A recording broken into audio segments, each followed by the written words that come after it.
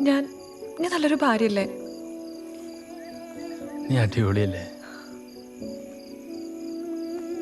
എടോ, അവർക്കൊക്കെ നിന്റെ ശീലങ്ങൾ മനസ്സിലാക്കാൻ സമയമെടുക്കും, അത്രേ ഉള്ളൂ. അല്ലാതെ നിന്നോട് എന്ത് ഇഷ്ടക്കുറവ്?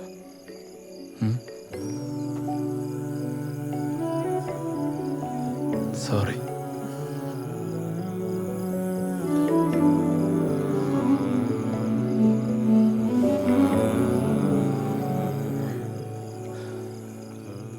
നമുക്കേ പെട്ടെന്ന് തന്നെ വീട് മാറാം.